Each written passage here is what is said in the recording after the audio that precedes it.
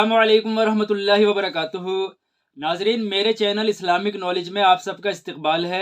आज की वीडियो में हम वज़ू का तरीक़ा बताएंगे और वज़ू का तरीक़ा बताने से पहले मैं आप हज़रात की तवज्जो कुछ अहम बातों की तरफ कराना चाहता हूँ।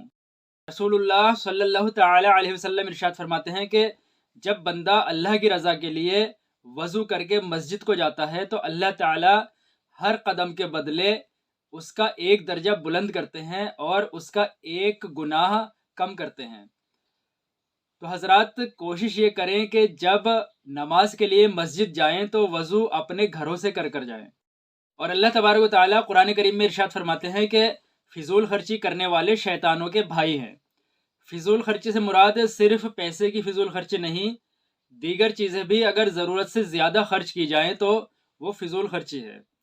और अल्लाह के रसूल सल्लल्लाहु तआला अलैहि वसल्लम ने यहाँ तक फरमाया कि अगर तुम किसी नहर के किनारे भी वज़ू कर रहे हो तब भी पानी को बेजा खर्च मत करो, ज़रूरत से ज़्यादा खर्च मत करो। पहले ज़माने में लोग लोटों से वज़ू करते थे। आज अक्सर व बेशतर मसाजिद में और घरों में टोटियाँ लगी हुई हैं।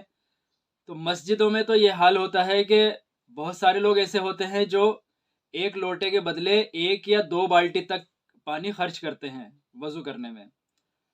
ये फिजूल खर्ची है और ये गुनाह है। लिहाजा आप चाहे लोटे से वज़ू करें या टोटी से वज़ू करें, कोशिश ये करें कि एक लोटा पानी ही वज़ू में खर्च हो, क्योंकि एक लोटे पानी में बाआसानी वज़ू हो जाता है।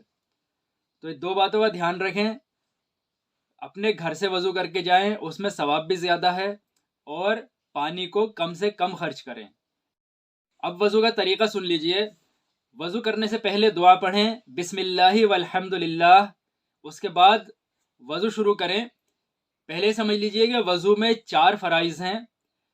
दोनों हाथ कोहनियों समेत धोना पहला फ़र्ज़ है। पूरा चेहरा धोना, यानी पेशानी से लेकर के ठोरी के नीचे तक और दोनों कानों की तरफ तक इधर पूरा चेहरा धोना, ये फ़र्ज़ है। तीसरा फ़र्ज़ है चौथाई सर का मसाह करना। और चौथा फ़र्ज़ है दोनों पैरों को टखनों समेत धोना। अगर किसी ने ये 4 फ़र्ज़ अदा कर लिए तब भी उसका वज़ू सही हो जाएगा। लेकिन वज़ू करने का सुन्नत तरीक़ा यह है कि पहले दुआ पढ़ें, बिस्मिल्लाहि वल्हम्दुलिल्लाह। उसके बाद अपने दोनों हाथ गट्टों तक धोएं, उंगलियों के दरमियान में खिलाल कर लें इस तरह से, और ये अंगूठे का इस तरह से। उसके बाद 3 मरतबा कुल्ली करनी है। पहले कुल्ली करें, फिर मिसवाक करें। अगर मिसवाक नहीं है तो दाएं हाथ की शहादत की उंगली से अपने दांतों को अच्छी तरह रगड़ के साफ करें। उसके बाद 2 कुल्ली और करें। 3 मरतबा कुल्ली करने के बाद 3 मरतबा नाक में पानी देना है।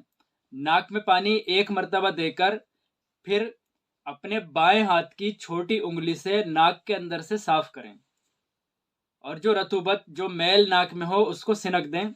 उसके बाद 2 मरतबा और नाक में पानी डालें, ये 3 मरतबा हो गया।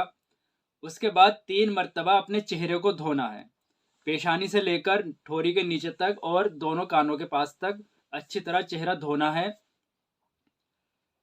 अगर किसी की दाढ़ी घनी है, यानी नीचे की खाल नज़र नहीं आती, तो उसके लिए नीचे की खाल तक पानी पहुंचाना ज़रूरी नहीं है। और अगर किसी की दाढ़ी घनी नहीं है, नीचे की खाल भी नज़र आ रही है, तो उस खाल तक पानी पहुंचाना ज़रूरी है। चेहरा धोने के बाद दाढ़ी का खिलाल करें। दाढ़ी का खिलाल करने के बाद 3 मरतबा कोहनियों समेत हाथ धोने हैं। पहले दायां हाथ धोएंगे, उंगलियों की तरफ से पानी डालेंगे, कोहनियों तक पहुंचाएंगे। पूरा हाथ धोना है कोहनियों समेत। उसके बाद बायां हाथ धोना है, उंगलियों से शुरू करेंगे पानी डालना और नीचे तक पहुंचाएंगे। दोनों हाथ कोहनियों तक धोने हैं। उसके बाद सर का मसा इस तरह करना है। दोनों हाथ पानी से तर करेंगे और पूरे सर का मसा करेंगे इस तरह से, यहाँ से लेकर जाएंगे और यहाँ पीछे तक।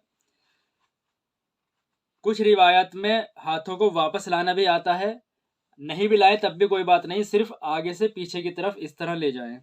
ये पूरे सर का मसा हो जाएगा, सुन्नत अदा हो जाएगी।